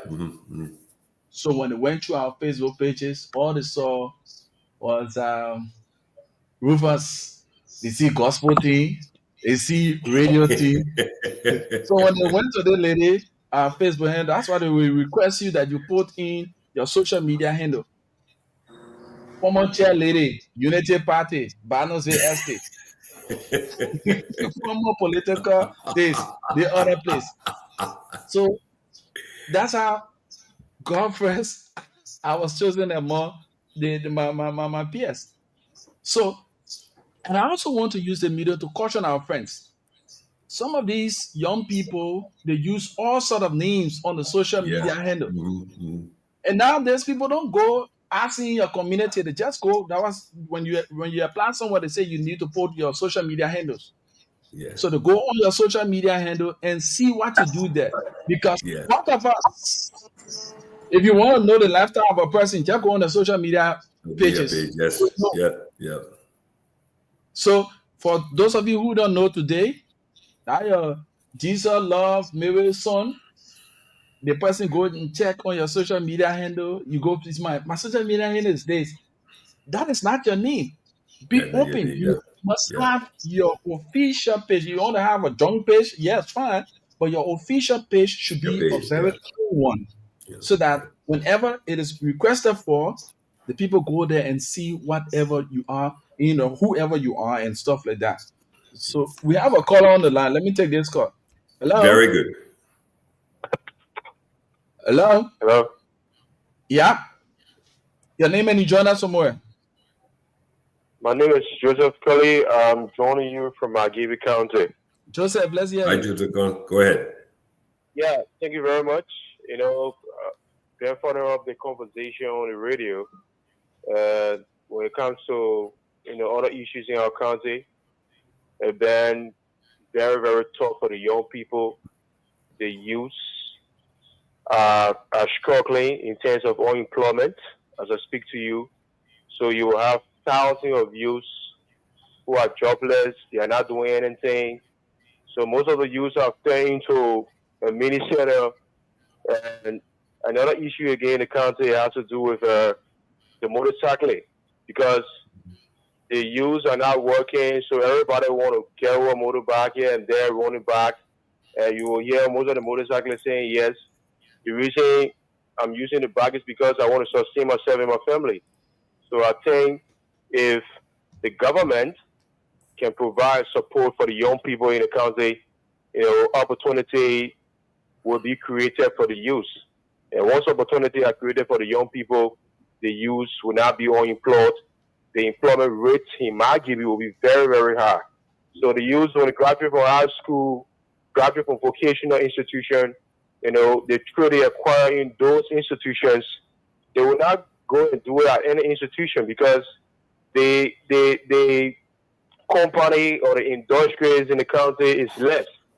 And nowadays, the few companies that are in the county, they will not be able to take over 50,000 young people to work. So the companies will only take few young people to work, and the rest of the youth are jobless. They are not doing anything.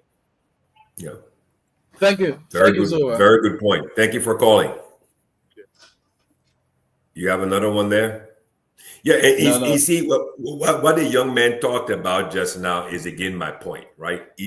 Electricity, the role that electricity plays in industrializing our economy, creating jobs, attracting foreign investment, supporting the growth and the expansion of the internet. Felix, you can confirm me. I mean, tell me. I mean, most of the customers you connect, the availability of electricity or power to support your VSAT, the modem, the Wi-Fi, the access point, and everything else are critically important. They're critically important. The link is there, but if the modem is off, how you can't get you can't gain access. And then I want to kind of segue, Felix, you're in the industry there. The national operator, Liptelco, what is the role of Liptelco in all of this? Because that's the people, I mean, that's the telecom network that is by, for, and of the people of this country. What role is Liptelco playing in national connectivity? Because they also have ACE, Africa Coast to Europe fiber connectivity. They have their own internet. They have towers. Go ahead. I think we got another call. Go ahead. We have a caller. Yeah. Hello? Yeah, how are you, sir? Yes, sir. My name is Emmanuel Colley. I'm calling you from Wheeler in Margibi County. Let's hear you, my brother. Yes, sir. So the internet, another aspect again, the internet is very important. So the internet, many of the young people these days are misusing the internet because of the poor usage of the internet. The young people in Liberia, they just go on the internet. They have the good Android phones, but they don't know how to use the Android phones on the internet. So if you even go on the internet, you'll see young people, taking photos, putting all kinds of caption only, just to attract people's attention. And attracting people's attention is not in a good way, because none of the caption these days the young people will put on the internet or on the Facebook, rather draw people close and say yes, the young person is inspiring another young person.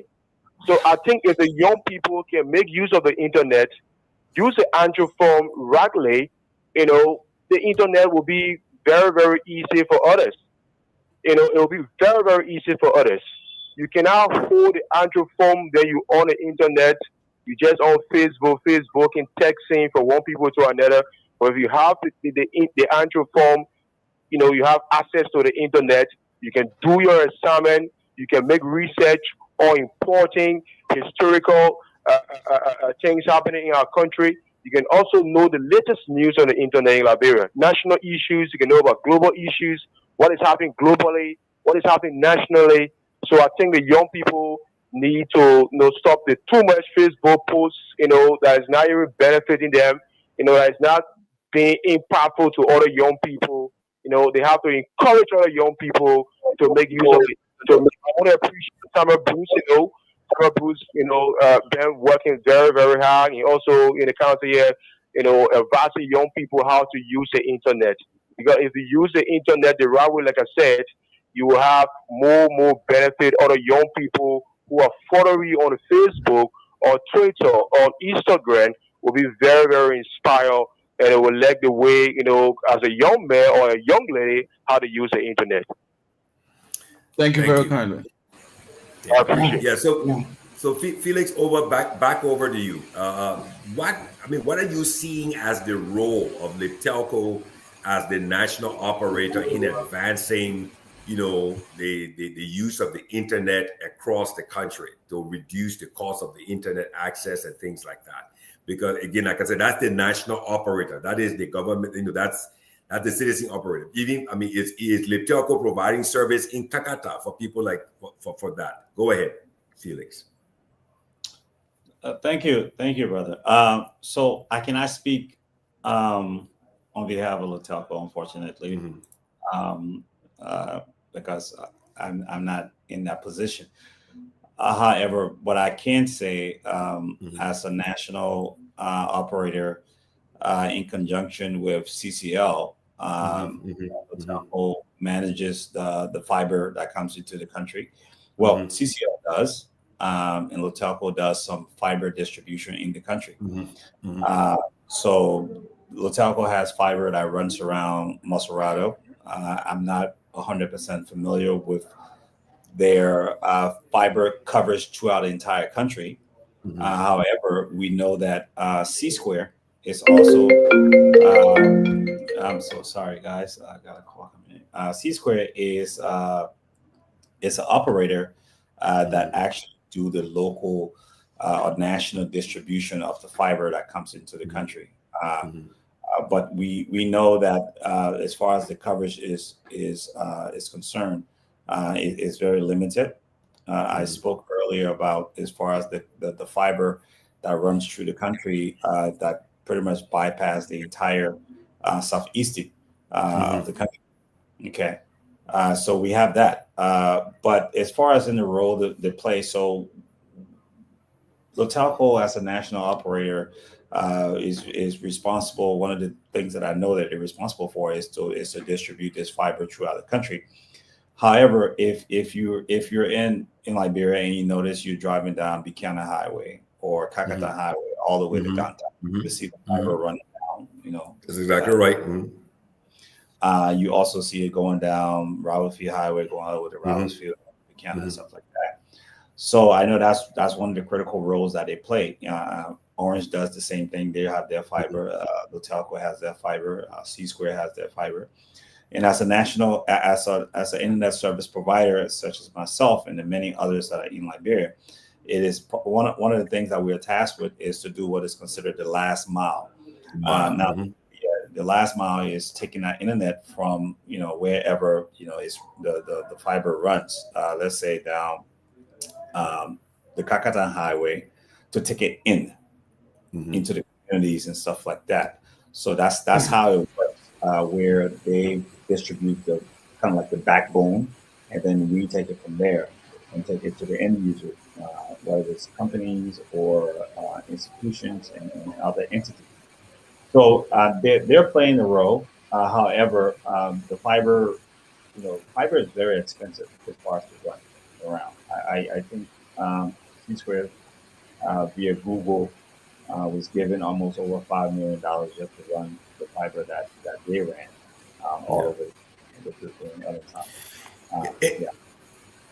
and you see, the reason I brought that point up, right, is to support this point that I keep driving as it relates to Liberia, the powering of the internet, because as we build this economy and we industrialize our economy, as you mentioned earlier, the power of the internet, from education to finance to all of a wide range of Liberian businesses, all of these businesses, all of these companies are going to be built on this internet infrastructure. So for me, I see this as a national security issue, right? A national economic and national security issue. Because if we don't own that infrastructure, then that's a vulnerability when it comes to our economy. You get my point, okay? We Because hardly own anything. We hardly own anything. We don't own data. We don't own anything. that's But I exactly do it. have So I do have a caller. I have a caller on the line. very good. Go Caller, ahead. Go please, ahead. Yeah, bring a call on, Ava. yeah, please introduce yourself and then make your point. From the States. So my name is Uzondu, and I am avid follower everything technology. I currently work as operations manager at Cash. Cash is a financial technology company. It's a startup Okay. business operated by Liberians. I'm sure I have a lot of information about that as well. And Good. we're building and expanding our operations in Liberia. But this whole conversation is so much interesting because it all borders on everything we're doing and everything that needs to happen. I'll just pick up from the point that you people were just discussing when it comes to the expansion of the backbone infrastructure. When it comes to the internet, you remember before the war, telecom base station across Liberia, they had base stations where they used to transmit, their connectivity. Right. But because of the war, all of these things went down. That was one of the things that the war did to us. And you remember the Americans said we're going to go back 50 years. That prediction, actually, these are some of the things that they were talking about. Because the country stopped. Everything stopped. Now, to get the country back running, to get all of these infrastructure back into place, has been a huge task. Because I don't think people are seeing the kind of investment that needs to go into these areas that will boost, job creation and employment and development, all of that. So they're not really paying a lot of attention in putting more, how would I say that, more chunk of the country's monies into developing the infrastructure, the backbone infrastructure. So if we can do that, a lot of things could happen good for us. For example, job creation is something that I believe with the age of the internet is happening everywhere easily. People can easily learn these days. Learning opportunities are all available on the internet. And people can be able to create jobs. For example, we're in the process of recruiting agents for our business. And yes, some of them are coming through. But you see that people are still a little bit hesitant to join that bandwagon because this is another form of job creation. Where people can be able to come into your spot and be able to do cash withdrawal as an agent for our business. It puts money into people's pocket. It helps to pay your bills, but people are still not seeing it from that standpoint. So there's a lot we have to do. Programs like these, we need to invest more in them. Educational programs, letting people know the age of the internet, the benefits people have by using technology to do business. So, I just want to thank you, and Ava, please continue these topics so we can continue this discussion to see how well we can move from point A to point B here in Liberia. Thank you so much. Thank you for your call. And you see the point he just made, right? He made the same point. Ava, we talk about this every weekend, right? And Rufus as well. The key thing I always keep coming back to, this is where our challenge lies. If leadership doesn't understand and doesn't have the knowledge of how important our internet infrastructure is, our terrestrial internet infrastructure, that backbone, Felix, you correct me if I'm wrong. The backbone infrastructure can either be made by either satellite or it can be made by terrestrial microwave. Am I correct? So even before Orange got into Buchanan by terrestrial microwave, they were there using their VSAT. Even before Lone Star got into Kakata with terrestrial, they were using satellite. Even before they got into how they got into Ganta, it was because of satellite. So again, if our leadership doesn't understand how important the internet infrastructure is to the building and the industrialization of our economy to create jobs, connect schools, support the healthcare industry, even agriculture that you talk about, Ava, how then can we get to where we need to go if that capital investment in infrastructure is not being done because simply the leadership doesn't even understand how important it is. How important it is. Because then we're surrendering our economies to two telecom operators that are non-Liberian. Like you said, Abba, we don't own anything. The fiber that you talk about, I was just home in December. The fiber runs from Morovia all the way into Ganta across the border to Ivory Coast. It runs from Morovia all the way through Robertsfield, all the way to Buchanan Highway. We don't own it. We do not own it. It's not our asset. It's owned by a private company. But yet it's still our economy is going to be placed on that infrastructure. And then at the end of the day, all of our financial, all of our economy, our economic transaction, the day-to-day transaction, everything will be running on that infrastructure that is not owned by us. And that was the point I was just getting to. How then do we move this thing forward? So I see it. It's a problem. It's a challenge. It's an economic and a financial threat. especially with all of the large number of young people. If we don't invest in telecommunications infrastructure and in energy to support it, how then do we create the jobs for the young people? How then do we do it? I mean, Felix or Ava, Samuel or Rufus, you can do it. I mean, if we don't invest in energy infrastructure or telecommunication, internet infrastructure, how then do we create the jobs? Okay. Somebody had asked a question earlier in terms of diaspora remittances and how it can be targeted for different, industries, different sectors. And I think the diaspora should not sleep on the opportunities in the infrastructure space. I think if we can really aggregate resources from the diaspora, we can be able to enter that space and make an impact. It has to be a profitable space based on the fact that we see the people who are the operators and what they're doing. So if we can invest in infrastructure as well, whether it could be a public-private partnership or just solely private, I think there's a huge upside and huge profitability for us. With regards to the diaspora dollars, mining is another area. Typically, Liberians have not owned Class A licenses where you can use the heavy machine. Most time it's Class C or Class B. But if we could put up the right amount of funding, there's no reason why some Liberians could not have an iron ore mine or a gold concession, and those possibilities are there for us.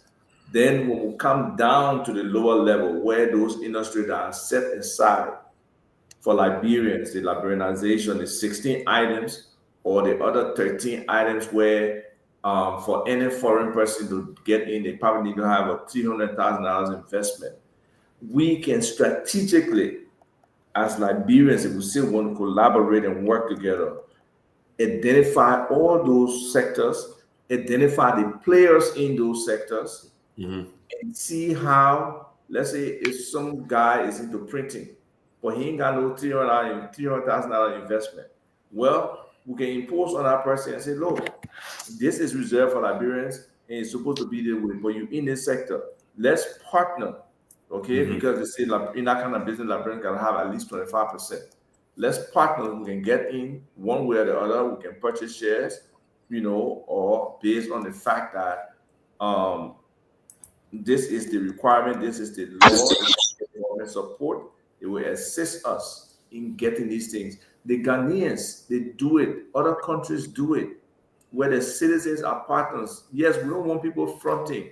We want real partnership. And that's why we're taking effort to do the necessary market analysis in these different areas to get Liberians involved.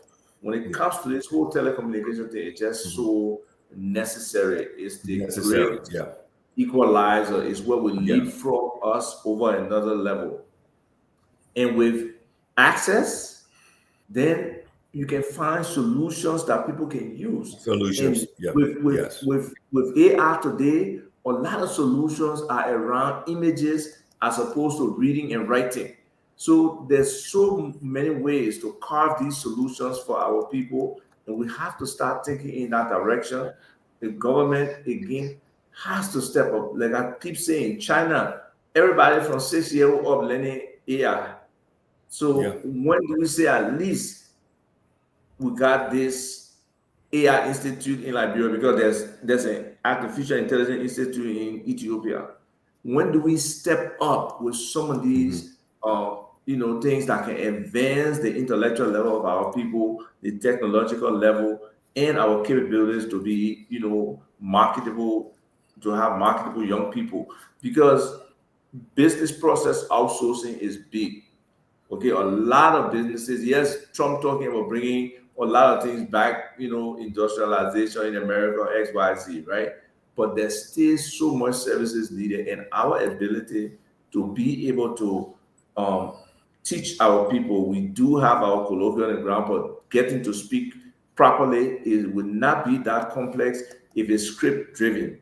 And we are able to teach our young people to be a part of this whole, technology frame is not only on the entertainment side, it's also on the actual work side, the technology work side, and the business process re-engineering work that going on all over the world, and people trying to find ways how they can be more efficient, how they can serve more people, how they can be more responsive. So Liberia, I think, is positioned in terms of where we are to do some of these things. But I have another arrangement, so I got to turn it over to you, Felix, to handle the rest of the way. Yeah, Felix, let me ask you this question. I mean, you're in that internet space. How about you want to close before? Was that your closing? Was that your closing? Because you got to. Well, I can stay for a few minutes and close. Yeah. Felix, since you're in that space, you're at your ISP. Let me ask you this question. I hope you don't find it confrontational. Question is your company considering a diaspora investment in your company? Because Abajad brought up a very important point, right? Sometimes as entrepreneurs, we want to carry the load all the way across. But then at the same time, you're in a very strategic space within the growth and industrialization of the economy. And you're playing a very important role with regard to the internet provision and access. Is your company seeking capital investment from outside sources? Is that something that you're considering? From it, like I just mentioned, the diaspora dollars are out here. People are listening. People are looking to invest in Liberia. They're looking for businesses that they can invest in that would give them a return on the investment. So the question is for you. Thank you, brother. So Signal Technology is a full-fledged corporation. We have my role as CEO of the company. I'm not the owner of the company. It's a full-fledged corporation. We have a board of directors.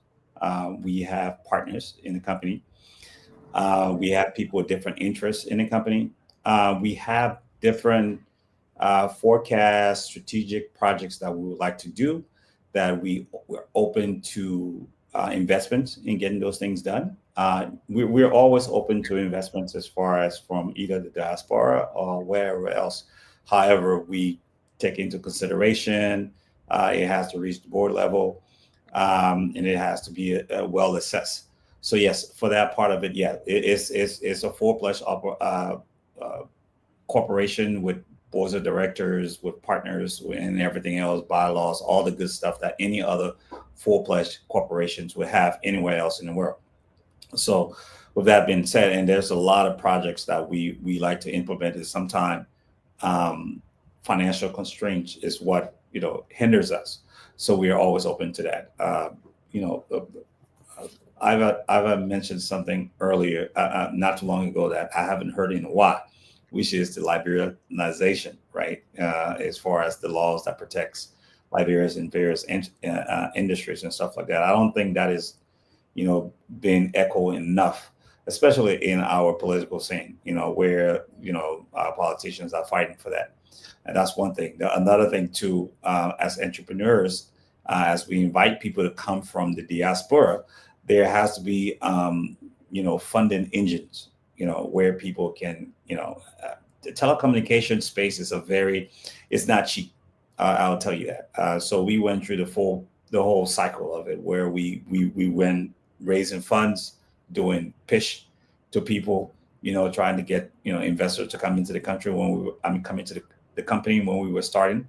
And we're still open to that, and we're still open to, maybe we might get an investor that come and say, hey, what project do you have, and how can we expand the company? And we can lay it out, or they can bring suggestions. Some of the things that were discussed on this platform earlier today is some things that where we talk about localizing Liberian data and stuff like that, localizing, doing like what is referring to the IT space as an intranet, where things are localized in Liberia. We're looking into things like that. We would like to really localize a lot of even the traffic. Okay. If you have, let's take, for example, we have NGOs here that are in like 7 to 10 different counties, right? And banks, financial institutions, schools, okay, that are in multiple counties. Now you want to connect all of those schools. You talk about hospitals and all that kind of stuff. In order to connect hospitals in Sino and Riverside and Maigibi, you got to use the internet as a medium to be able to connect them, connect their database and stuff like that. Well, you don't need to really do that because that's a more costly solution where now you have to pay, subscriptions and all that kind of stuff. But if you had a local mesh internet network, intranet network, then you can connect all of those people without all of those locations and all of those satellite locations without going out to the internet. Okay, so it's something that like that we're looking into, and it's a lot cheaper than getting any internet provider or something like that to be able to interconnect your various offices. But yes, in short, Signal Technology is open to that. We are a full-fledged corporation with at least about 4 different partners. We have a full-fledged board of directors. We have a chairman of the board. No decision is made unilaterally by me or something like that. And I always tell people, no, I do not own the company. I own a small share in the company, and that's it. So yes, so we are open to that.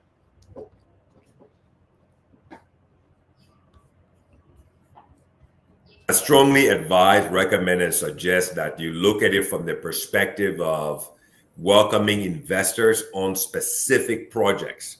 I think if you look at specific projects, identify specific projects, let's just say for the sake of argument, providing public Wi-Fi internet in Kakata, for example. If you define that project, write that project out, and you say, okay, Signal Technologies is looking for CapEx investors into this specific project, as opposed to investment in the company. You get my point? Okay, so you can kind of segregate it from that perspective. Then you may get diaspora who may want to participate in that specific project and benefit from that specific project. I think there's somebody who wants to call in. Let me tell this, the lady who wants, she just hit me up here on WhatsApp. Let me just tell her to go ahead and call me. Call. Yeah. So you get what I'm saying. If you want to put public Wi-Fi in Banga, for example, write it up as an individual project. So they're not investing in the company, but they're investing in the company's specific project, and then they benefit only from that project. So that way, you can get more, off takers for those investments in the company's projects across Liberia. Yes. Yep. Okay. Yeah. Let me get this lady on the phone. I think. Yeah. Hang on a second here. Go ahead, Rufa. Do you have a question there for Mr. Felix? He's the last guest on the show today. This is his time. No, not just a question, but just wanting to encourage him. We actually look forward to working with his institution, because this is all that we can also benefit from as well, because what we do is internet based. So with our institution, we can provide that promotional facility. We look forward to. Yeah. Okay. Go ahead, caller. You're on the show. Yeah. Hi. How are you? My name is Ophelia Lawerence. I did ask a question on the show, and then a little bit late. But then my question has to do with, I think, in terms of security. Yeah, I was about to answer that question, Ophelia. Hello? Yes, we can hear you. I said I was about to answer that question for you. Hello, are you hearing me? Yeah, we can hear you. We can hear you. Go ahead. Yeah, we can hear you. Oh, okay. I asked the question, I think in terms of security, I know you're talking about diaspora investing into Liberia. So I said, what protection do you have in place for diaspora investors, like in terms of insurance to protect our investment in Liberia, if they want to invest in Liberia? Well, there's no insurance per se to protect your investment, but transparency, accountability, and the kind of leadership that any kind of investment vehicle brings is very important. they have to do their due diligence, and also for you yourself as an investor, you got to do your due diligence. You got to read the documents. You got to verify the existence as a real institution, that they have some controls in place. They have their financials is with a reputable institution, a bank, whether in Liberia. Somebody line, what's going on?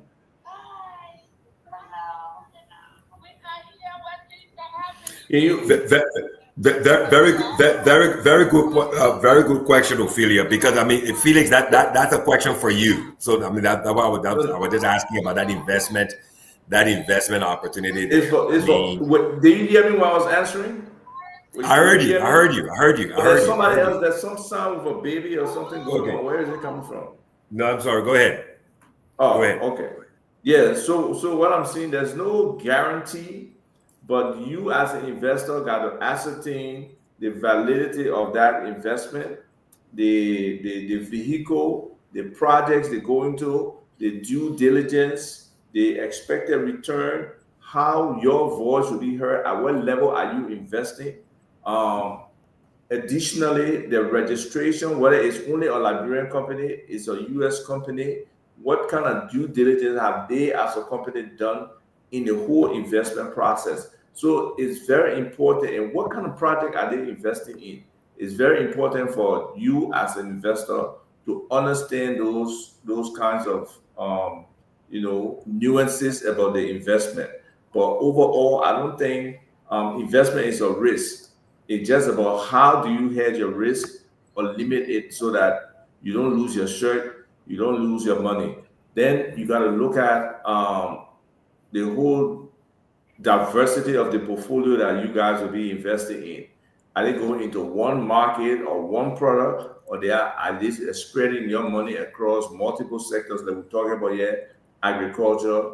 We haven't talked about real estate recently, but real estate will be big or is big because a lot of people are talking about going back home.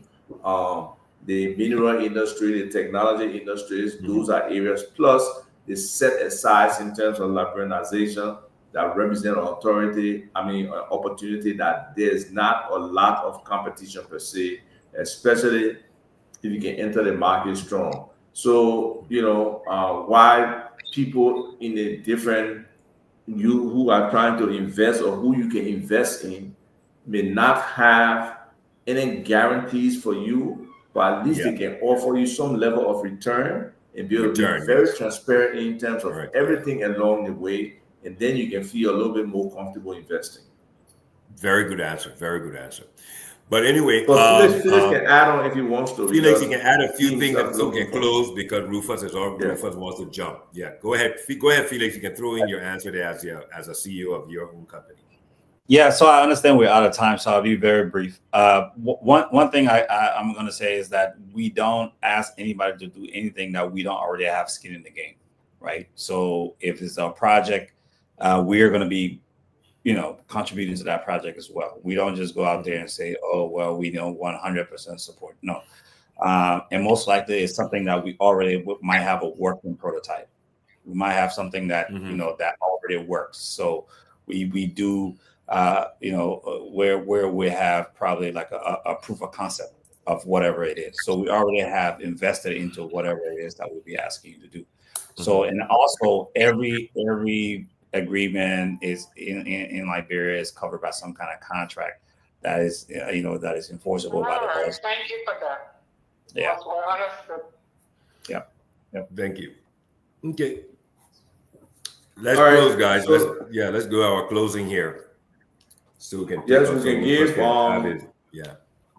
we can give Felix the opportunity to close. Yeah, go ahead, Felix. And then we can go around. Yeah. All right, guys. I mean, we've said a lot. I just want to say thank you for bringing us on the show. Thank you for allowing us to give our input into the subject that is being discussed here. I look forward to being back. We're always open to, contributing to this discussion. These both of you guys are, I looked at you guys as my big brothers and like what you guys are doing. And I'm in Liberia right now. I'm always here. I live here. I got family here. So, yes, we're here to see the thing through. So thanks a lot for what you do and the opportunity that you have given us. Thank you. Thank you. Thank you for joining the show, Felix. Appreciate you. Thank you. Guys We all the really best. appreciate you showing up. Don't be a stranger. We will probably need to call on you again to come on and share some insight with us. We appreciate the knowledge you share. I want to say thank you to all those who watched the show and listened and participated. This whole thing about job creation, about technology, access to the internet, and training up our people, those are critical things that can move our country forward. Again, we call on those who are in authority to be, active in trying to move our country forward and be involved in terms of using our money for ourselves, protecting our resources. We see a lot of leakages all across the country in different sectors when it comes to minerals, when it comes to taxes. So government needs to tighten itself and become more efficient. Yeah, we can make fun of DOGE here in America, the Department of Government Efficiency, but we ourselves in Liberia and across Africa need greater efficiency. We need to do work better. We need to let our tools work for us. We need our people trained. So this will be a continuous thing. And for those who are thinking about, opportunities in terms of coming back to Liberia, investing in Liberia, at the same time, those who have businesses in Liberia, it's time to step up your game, look at the areas you got any interest in, try to do some research on it. At the same time, those businesses in Liberia need to start to prepare for the next steps. Like usually people say, you dress for your next job, not the job you're currently in. So that preparation, your financial, your bank account, your registration, your tax ID, and all of those necessary things. Like Felix was here sharing his structure of his organization. He's the CEO, the officials in the organization, in the company, the board of directors, the way they operate, how decisions are made. All of those things are things that you should be able to tell your potential investors or let people understand more about your business. So thank you for this opportunity again. Wonderful show, Akina, Rufus, Felix. I have to leave. Thank you. Bye-bye. Thank you. Okay, so for me, Felix, thank you so much. Rufus, Devon Kanev, thank you so much. Isaac Vato, but thank you so much for participating in the show once again, another weekend. Great show, great participation from the audience. Thank you to Kakata FM for relaying all across Magidi County. Love FM, as always. You guys do an outstanding, remarkable job broadcasting the show, relaying the show across Montserrado. And also today, Abli J relayed all the way in Grand Bassa County. Elton, thanks a million. To all of those who join in by way of Facebook with all the comments, we welcome your comments. We appreciate your participation. Thank you so much. And again, this topic, as I said last week, is one of the greatest, the biggest issues that's facing our country, our nation. The young people of this country make up almost 70% of our nation's population. They will become the largest voting bloc in any elections that will be held over the next 5 years. They will be the largest voting bloc in the presidential election, national elections that will be held in 5 years. So the question now is, what is this leadership doing to create jobs, industrialize the economy with an energy policy, talk about investing in the internet and infrastructure connectivity across this country so that we can empower our young people, teach our young people the power of the internet so that they can use the internet to create jobs. How can we regain control of our economy as Liberians? And this is something that is so vital to us. So thank you for joining the show once again. Until next week, we'll figure out what topic we'll bring on next week. Rufus Divankane, as always, thank you so much for all that you do with us and for us every weekend. To everyone who watched the show, thank you. Have a great and outstanding weekend. Be safe out there. And I love you. Till we see you next week. Have a great weekend. Be safe. Bye-bye. Two things we always say, and there are two things in this life you always be remembered for: the problems you create and the problems you solve. And you must take responsibility of two things in your life: your fortune and that of your misfortune. It was wonderful having you viewing us and listening to us. My name is Rufus Divine Cannon. I lead and auto follow. First among equals, of course, I'm destined for greatness. Have yourselves a wonderful time. Bye bye. Support! We forced to win.